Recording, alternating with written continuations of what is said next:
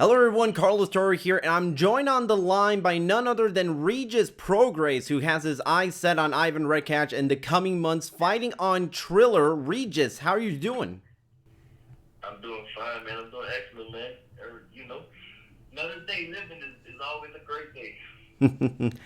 Couldn't agree more with that. I mean, now, this fight against Ivan Redkach. So walk me through this. How did it come about? Where and when did Triller play a role in sort of making this fight a reality? Because first of all, I love the fight against Ivan Redkach, but it surprised me that Triller was the platform that's being reported that is going to stage this fight.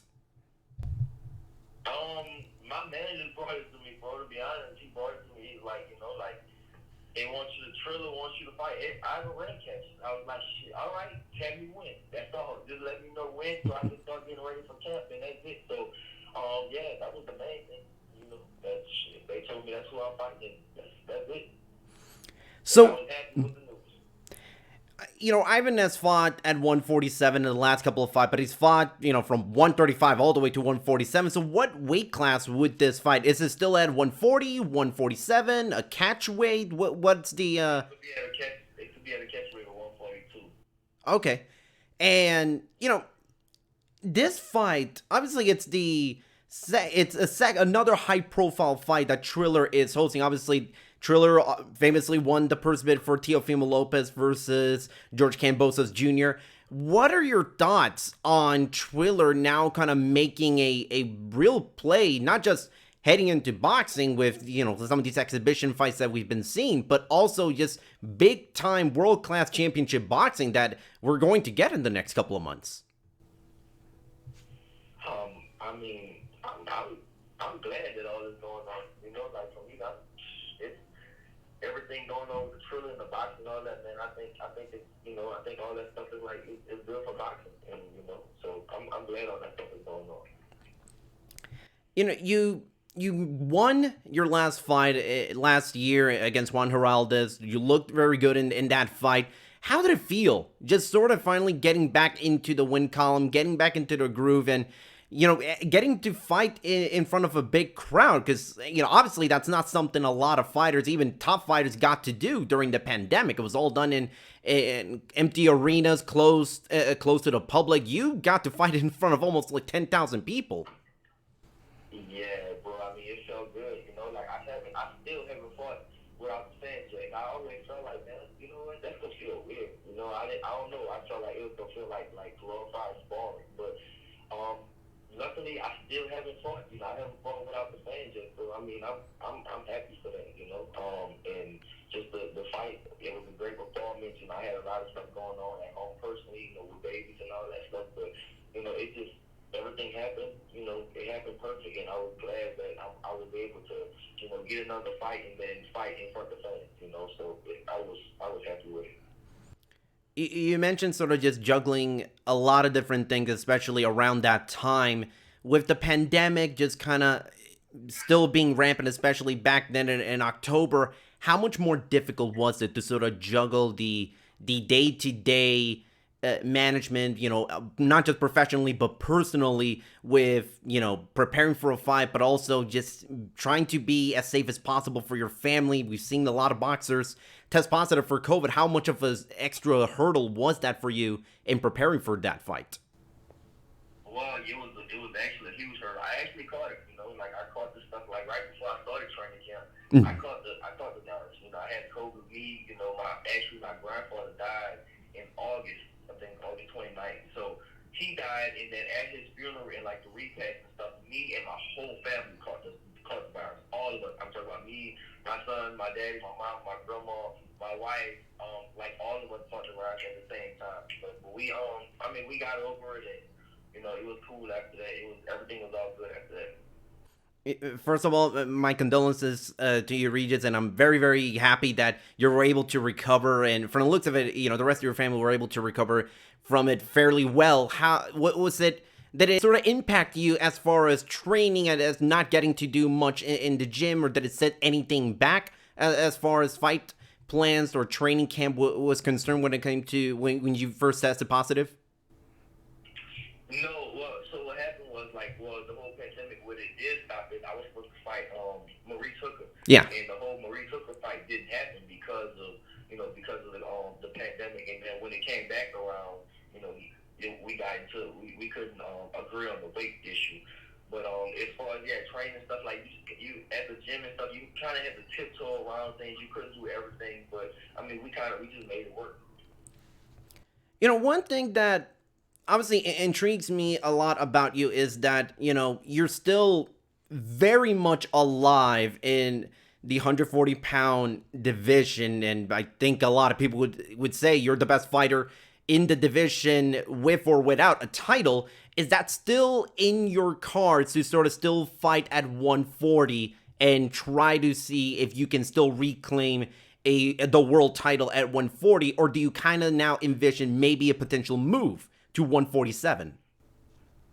Right now, I'm gonna stay at 140. Right now, my goal is still stay at 140. I still want to belt at 140 right now, but I definitely will be making moves to 147 pretty soon. I think but I just feel like I feel like I have unfinished business at 140 right now, so I kind of just want to stay at 140, and it might be a lot of big fights for me at 140, and then once I'm done, once I feel like I'm really done with 140, then I'll go to 147. But right now, I still feel like I'm the best at 140, and I still feel like I have unfinished business at 140. So I want another title. I do want another belt at 140.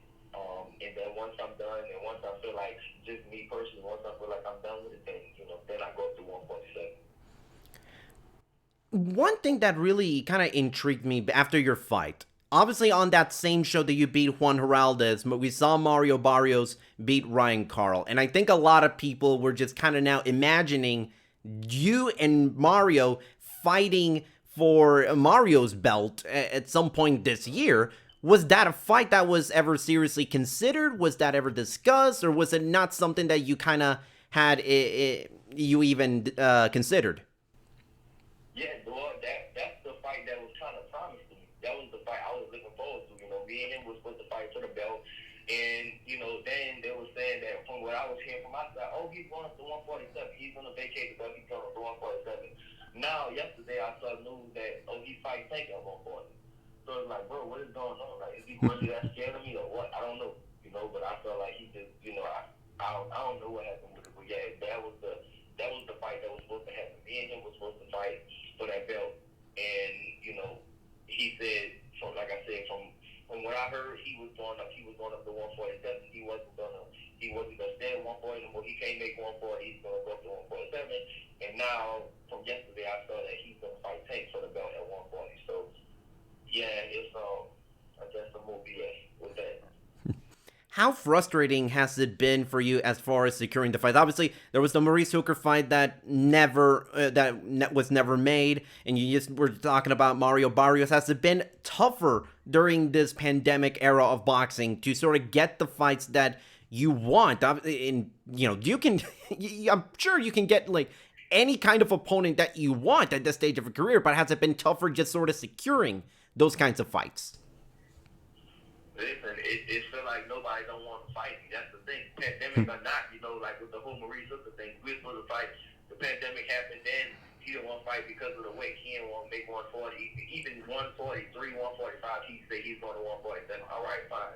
Now, the whole Barrios thing, like we had a chance to fight, and, he's not going to fight. I really feel like I just feel like they're scared. I just feel like a lot of people just do not want to fight me because they know, like, no matter who I fight, I'm too dangerous. I'm too much of a threat to anybody I fight. No matter if you're at 140 or 147, like they know I'm dangerous. So I think that people don't want to get in the ring with me. One thing that I think a lot of people were sort of following in regards to your career for the last couple of months was the back and forth and the whole thing with Adrien Broner, and no secret that's been out in the public for a little while. We just saw Adrien get the decision against Giovanni Santiago on Showtime. What did you think of Adrian's return, and is that still a fight that you would still consider? Yeah, it's definitely still a fight I want. No matter if it's at 140, we got to do that catchweight. If he can't make 140, then we do that catchweight or something like that. But yeah, it's definitely Adrien Broner is definitely a fight that I want. I've been calling out that fight for years and years, maybe like 4 or 5 years now. So yeah, it's definitely As far as his performance, I didn't think he looked good. You know, you can blame it on 2 years off, but that dude he fought was he wasn't too much of nothing. And you know, Adrien Broner, he barely won that fight. If we talking, you know, dynasty or whatever. So, but yeah, it's still definitely a fight that I want. I think it'll be a great name for me to have under my resume, and hopefully, you know, we can make that fight happen.